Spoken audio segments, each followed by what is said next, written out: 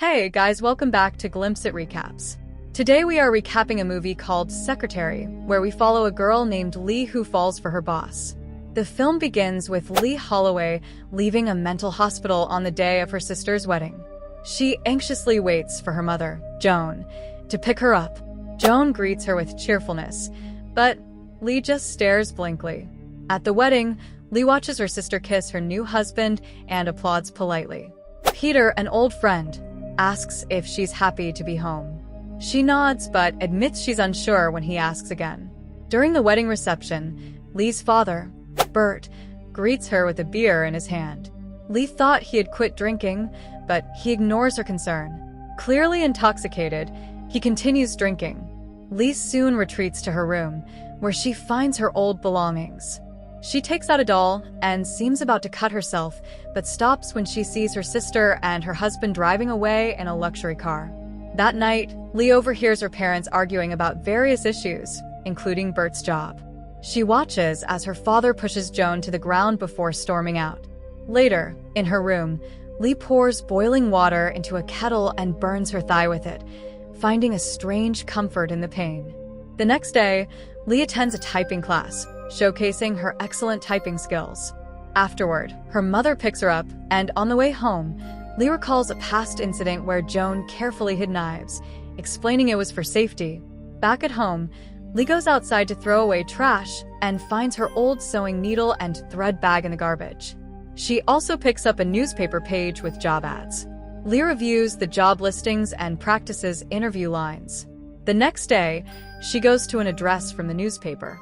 Upon entering, she notices a woman leaving the office in tears, leaving a mess behind. Undeterred, Lee proceeds to meet Mr. Gray, the boss. He's looking at a photo of a blonde woman when Lee arrives. After some brief introductions, he asks Lee some odd questions, like whether she's pregnant and if she lives in an apartment. As they continue the interview, Mr. Gray shows her a beautiful garden outside his window, impressing Lee. She hands him her typing results, but he seems distracted. He asks her to make coffee, and she goes to the pantry, accidentally spilling water on herself while refilling the cooler. Returning with the coffee, Mr. Gray comments on the job's potential monotony and suggests Lee try to relax, but she admits she doesn't know how. Before she leaves, he advises her to use less sugar in the coffee next time. Outside, Lee excitedly tells her mother she got the job. At home, she practices for her first day while soaking in the bathtub.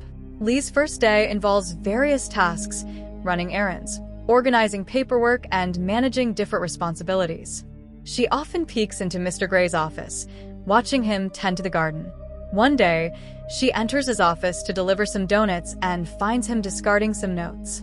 She volunteers to search for them in the trash. Mr. Gray watches her intently as she retrieves the file, only for him to say he already found a copy. He then assigns her more tasks. Lee struggles to set a mousetrap under Mr. Gray's watchful eyes. He checks her work and they exchange a silent, intense gaze. When the phone rings, she answers, only to be dismissed by Mr. Gray, who's now looking at a wound on her arm. Embarrassed, Lee packs up to leave.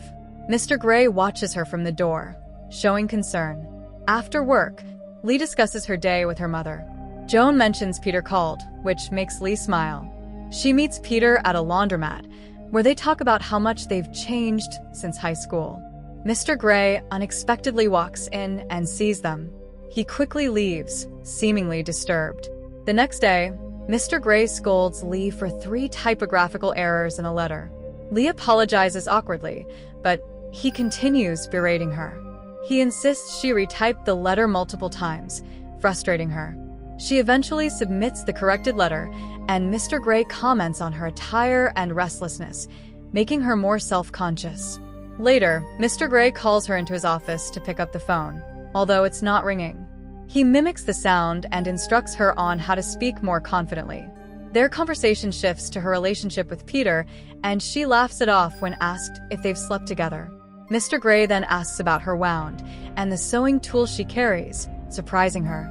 He offers her hot chocolate and questions why she hurts herself. Lee admits she doesn't know. Mr. Gray suggests she walks home to clear her mind, indicating he understands her pain. Lee takes his advice and starts walking home, realizing she has feelings for Mr. Gray. The next day, Mr. Gray berates her again for spelling mistakes, making her sniffle. He calls her into his office and instructs her to read a letter while bending over his desk. As she reads, he suddenly spanks her. Shocked, she stops, but he orders her to continue. Despite the oddity, Lee seems to enjoy the experience. Afterward, she returns to her desk and hands the corrected letter to Mr. Gray. He praises her work, making her laugh. At home, Lee tells her mother they can now remove the lock on the cabinet. The next morning, she throws her old belongings into the river, symbolically letting go of her past. At work, Mr. Gray gives her various tasks, and she eagerly follows his orders. That night, as she prepares for bed, she touches herself, thinking about Mr. Gray. The next day, Lee intentionally makes a mistake in a letter, hoping Mr. Gray will notice. When he ignores her, she feels disappointed. At Peter's house, she tours with his parents, but her mind is on Mr. Gray. Later, Mr. Gray instructs her to pick up a ringing phone, which is not ringing, and critiquing her confidence again. Lee admits to dating Peter, but dismisses the idea of them sleeping together.